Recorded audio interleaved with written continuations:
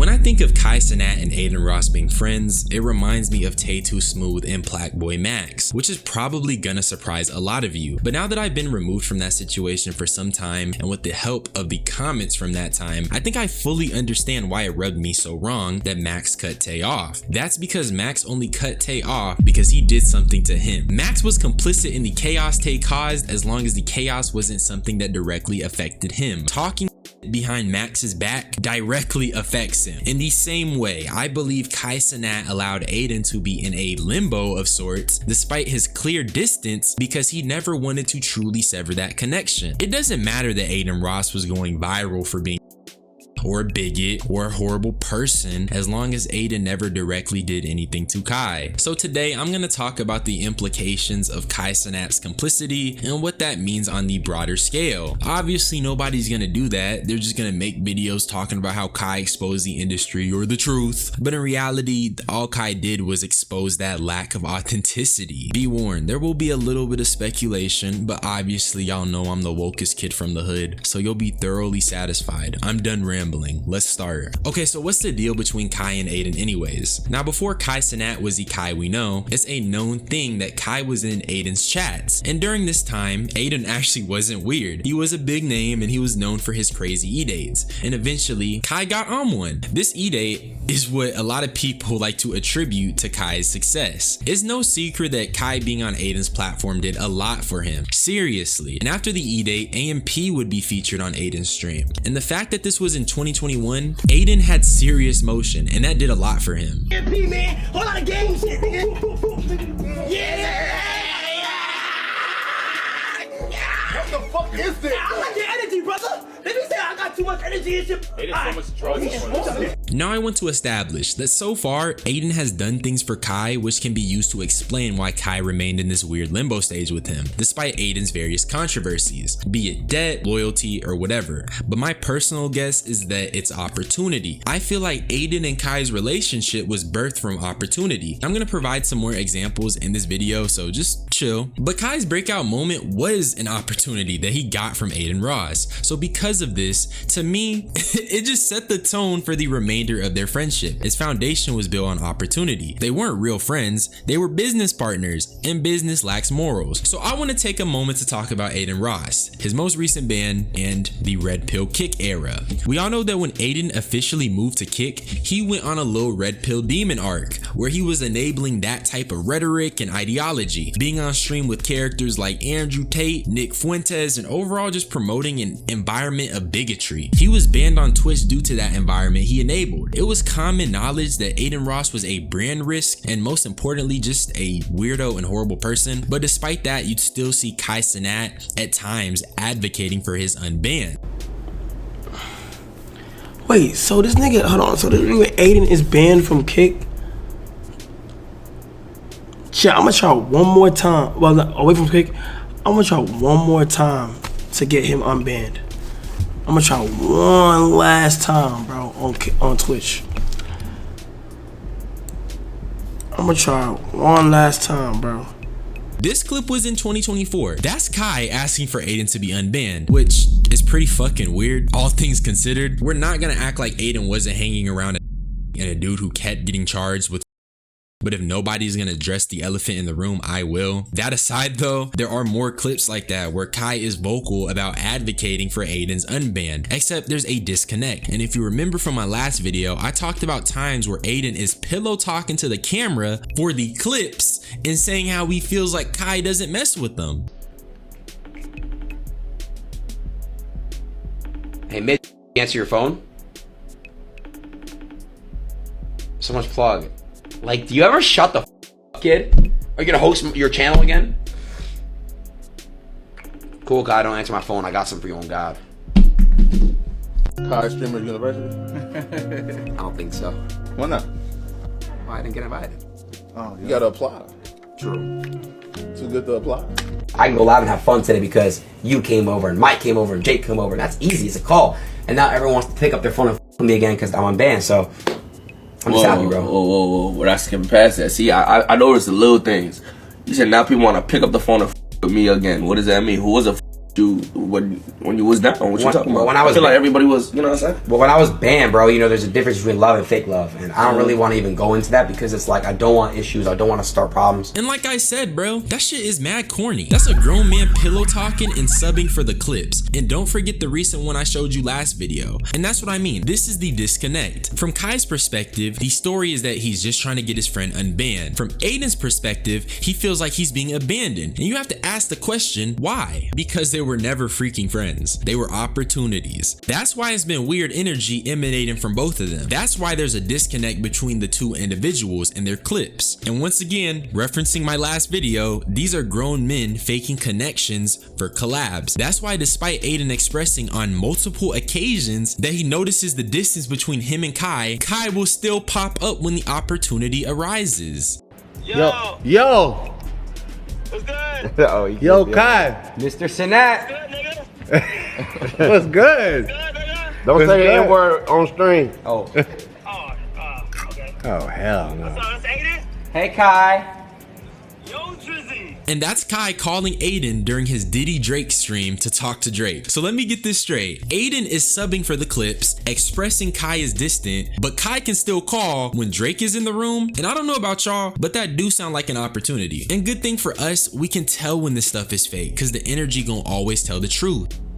But he's always been a hustler, bro. I just want that nigga to be careful and shit, you know, make sure he making the right moves and shit, you know.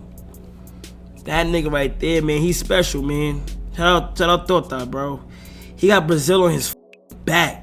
And that's Kai talking about his friend Tota and how he has to be careful because he's around Adin Ross, which is such a weird clip if they're still friends. Why would you say that about your friend? But that's what I mean. These people aren't friends with each other. They see each other as opportunities, which is why I want to briefly compare everything that's happening with Kai and Adin to the Tay Too Smooth situation. During that time, I couldn't properly express what felt so weird about it, but it's the fact that Max allowed Tay to be his friend despite the fact that he was this renowned weirdo and creep within the streamer space, but only stopped being his friend when Tay himself disrespected Max. Now, despite every weird controversy Adin's been in, I have not once seen Adin explicitly disrespect Kai, not in any personal manner. And I'm being very specific with my wording here. I know y'all remember the Cotton incident when Adin moved to Twitch, but that's not the same as explicitly bad-mouthing a nigga. So the reason I compare the two situations is because both Kai and Max were still willing to remain in contact with two questionable individuals because of opportunity, whether that be content in Tay's case or connections in Adin's. Now that leads us to the present time where Kai is still in this weird limbo where he doesn't act like Adin exists and then explains his distant behavior using smoke screens. I'm not in the mental state to be in front of your.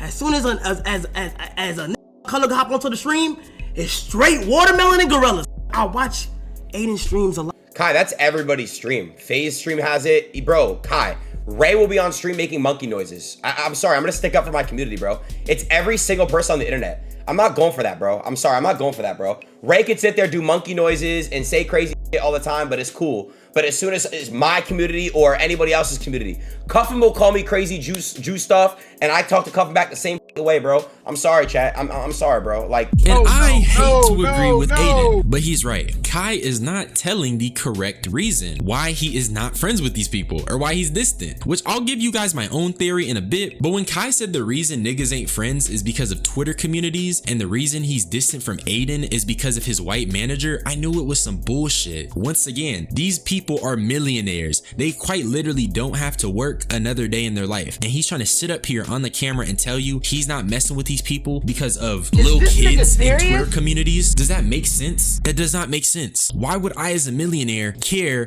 about basement dwellers commenting on me and my millionaire friends' lives? The only thing that would make sense is that they were not friends in the first place and that these comms are merely accumulated on top of pre-existing issues. Because there's no way I'm falling out with my day one homeboy over some Twitter comms. And let's just go back to the manager thing. Adin himself has said the N-word and has been on some weird racist stuff for so long. And on top of that, Kai has let an Asian dude who lives in a crib he pays for do racist stuff.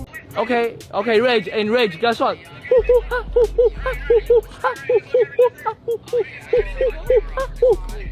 Yeah, fuck you talking about. Jason, you don't even know what the fuck I say.